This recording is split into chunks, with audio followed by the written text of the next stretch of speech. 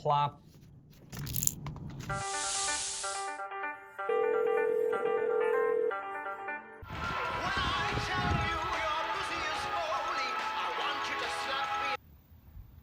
Hello?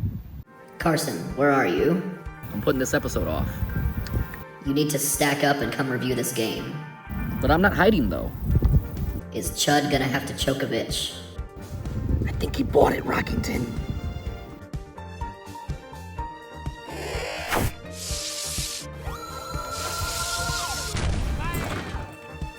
Whoa, whoa, Chud, no, hey, I was reviewing the game the whole time. Oh, Carson, that doesn't go in there, you silly bitch. Oh, you're right. You're right, Chud. This has to be done.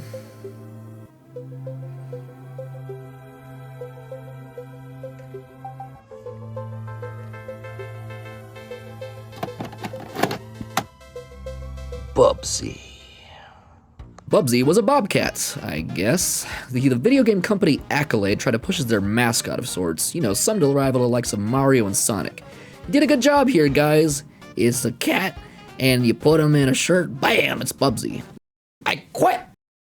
Bubsy. Claws encounter of the furred kind. Now, how could that fail? How could that possibly fail? I could possibly see how that could fail. Oh, geez, I just really don't want to do this, but, you know, contracts and the sort.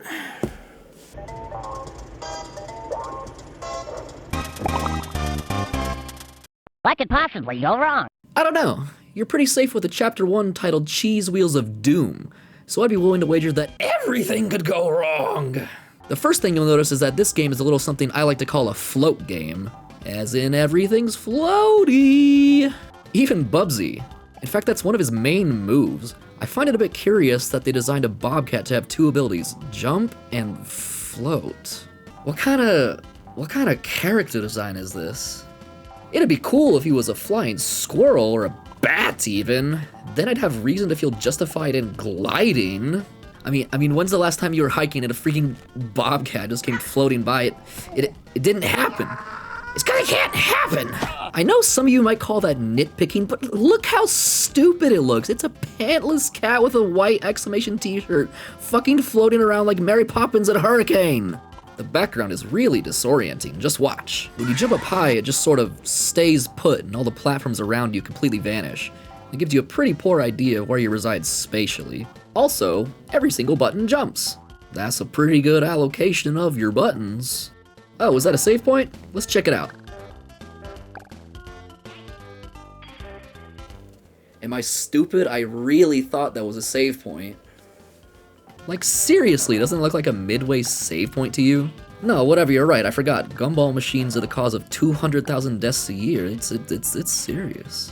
Everything is just really shoddy. The hit detection is weird, the jumps are hard to make, and what killed me here? I mean, as you can see, there is a giant space between me and Steve Martin Jr. here. It feels like they wanted to make something like Sonic the Hedgehog here, but the levels are built like it's Mario. He's got some sort of ice momentum going on here. If you start running, he'll build up ridiculous speed, but since you die in one hit, your adventure's bound to end in seconds. It's like they didn't want you to have fun with this game. They wanted you to feel like a 4-year-old who just ran out into an ice rink wearing a friggin' frictionless feet. I melted? Was that falling damage? They put falling damage in their motherfucking 2D platform game?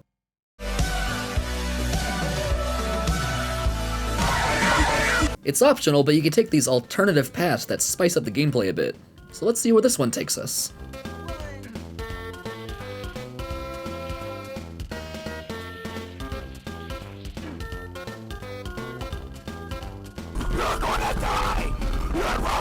What? It took us to the beginning of the level? Who cares? I don't care. I don't even care.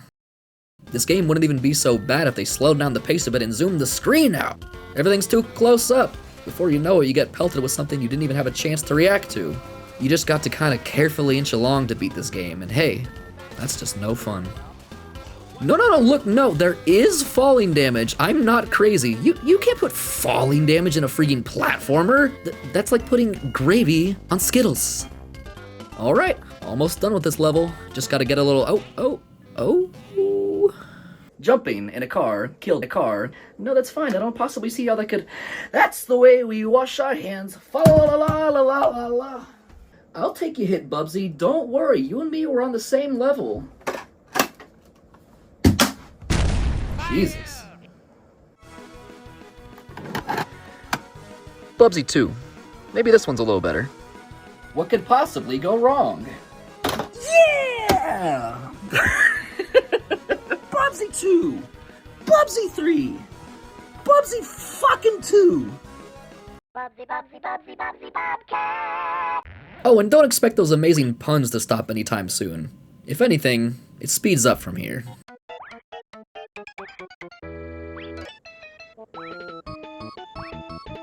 Now, I'm not exactly sure what's happening here on the intro screen, but I do know Bubsy turns around and is like, what the fuck is this shit? I like it!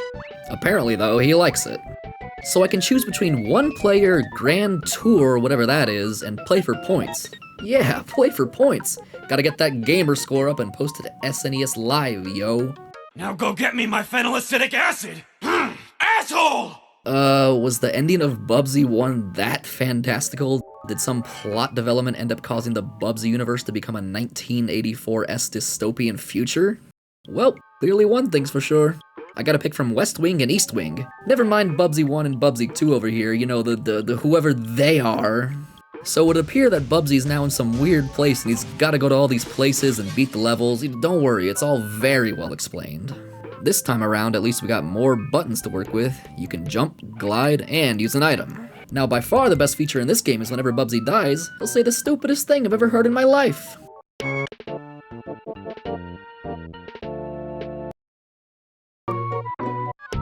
He'll make some quote from a famous movie or something, although dissimilar to the likes of Duke Nukem. When Bubsy makes these references, it's not endearing. It's just annoying. Is the writer's strike over yet? Apparently not, Bubsy. Apparently not. Wow, they should have called this game Drugsy. Cause I mean, wow. Looks like it's on drugs. What's going on in this picture? Some kind of Salvador Dali shit? You got Piz statues and bouncing Piz and Pid Lady. What is this? What Pid World? Oh, okay. It's Hamalot. Who wrote this shit? It's Hamalot. Good one, Bubsy. You want to be the next cast member on Saturday Night Live? It's just like they drew up about 200 assets and dumped them all into this world with no cohesiveness whatsoever. I mean, I guess it seems like they're really trying here, but my god, it's a clusterfuck to the eyes. I can't play this. It's like a fever dream. Why is he doing that? Why is he doing that for? What is the reason for this? It's kind of hard to explain, but you don't get the same kind of environmental feedback like you would in Donkey Kong. Bubsy doesn't have much weight or feel like he's really there, so it's hard to play and control. You'd have to be really young to get any enjoyment out of this. I mean, Bubsy 2 is marginally better than Bubsy 1, but it's honestly only because of the better art design. Okay, this whole situation is starting to make me vomit in my mouth a bit, so let's graduate to our final stop on this journey. Oh, you don't want this. You think you want this now, but trust me, you don't want this. Bubsy 3D for the PlayStation 1.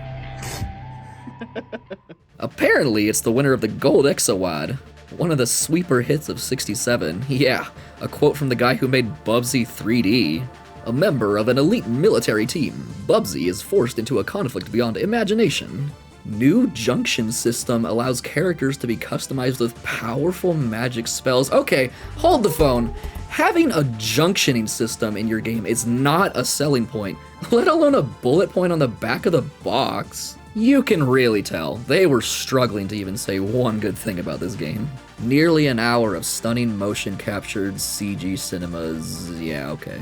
See, this is back in the good old days, back when the main character of the game's face was engraved on the disc. 1 and 2. And look at this.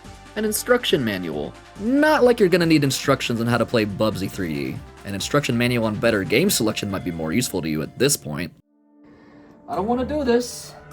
I'm just letting you know that this is a bad idea. What could possibly go wrong? Whoa, hey, whoa now. I think we know where all the budget went.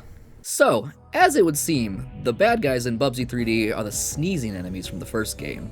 I like how that's actually what they went with. It's if they were like, nope, they were the first enemies of the first game, that's why it has to be the main enemy, we can't come up with anything better than this. Then fucking this! Dude, Parallel Universe Shigeru Miyamoto's like, the Goombas, that's the first enemy in the first game, well, that's it. Main villain. 5 stars, A+, 4 stars! Man, if these are the cutscene graphics, I don't know that I want to see the real game. Bubsy is 3D in Forbidden Planet. Because talent. Well, there you have it. Bubsy 3D. Now this is truly art right here. Yeah, you were looking at fine art. Where do we even begin with this? Bubsy 3D's controls can't even be categorized as bad. They're closer to unfinished. It's nonsensical how you move in this game, and it goes beyond every gaming convention. It's hard to explain, but you can't run around freely like in Mario 64. You can only go straight forward and straight back. To turn, you literally have to move your trajectory left and right, and then go forward when you got the direction you want to go in. In turn, this makes Bubsy 3D feel more like a freaking strategy game than a platformer. And, oh, don't you forget, this game wants you to know that it is the true essence of a platformer. Now, what would a platform game be without platforms? Now, if you would just take a look at these platforms, yep, that sure is a platform, a colored, polygonal, textured platform. Bubsy 3D, literally a platformer. Oh god, oh god. Who looked at this and thought it was okay? This is what the alpha version .001 of a game should look like, not the finished product. Now it is true that Mario 64 revolutionized 3D platformers and changed the way we expect them to function. But Mario 64 came out on June 23rd, 1996, whereas this game came out October 31st, 1996. That's about 3 months later. And if you're blaming the PlayStation 1's 32-bit limitations, just take a look at Crash Bandicoot, still before Bubsy 3D on August 31st, 1996. So let's talk about jumping. When you jump, and this is every time you jump, for some reason the camera pans down at the ground. I suppose to help you see where you're going to land, but after a while it just kind of gets nauseating and obstructs your view there. There were just so many poor design choices here that it's impossible to count them all off the top of my head. And no, don't lose any sleep, Bubsy still says things. Oh, does he ever still say things. You can mute me, but you can never silence me. I'm living rent-free in your head. How truly ironic. A game designer's job in most cases is to create a living world that ceases to be fake in the mind of the player. I mean, think about it. Even if a game constantly breaks the fourth wall like in Deltarune or Yeek, the world is still believable. Your suspension of disbelief kicks in and your mind allows you to meld with the game environment as if you were actually there. When a game like Bubsy 3D makes self-referential humor, something just feels wrong about it. Game theory time! The more you know. I mean, look at the walls and the ground. It's about as basic as you can get for polygonal gaming. Bubsy himself is the best looking model in the game, and even he only has like 5 frames per animation. Hey look, it even comes with a mini walkthrough with a guide on how to beat Ifrit. Oh, without my glasses it kinda looks like Final Fantasy VIII. Almost makes you feel a little bad. I mean, someone put their heart and soul into this game and maybe it was really the best they could do. I mean, they even included little promos for their other games like Chocobo Racing and Chocobo Dungeon 2 and Triple Triad. Did I just say I felt bad? Let me rephrase that. I feel bad for me. You think I'm skimping you here or something? No, this is all there is to show. There's nothing more, you just walk around this place and grab atoms. That's it. And it's hard to even grab them, the hit detection is so precise. I mean, if you can't even get the coins in your game right, I mean, you want it to be like gratifying, you want it to be like, yeah! Yeah! Coins! You don't want it to be like, hi, yes, excuse me, sorry, I'm just, trying to grab that, coin. Jeff Goblin. Oh, look who missed me already.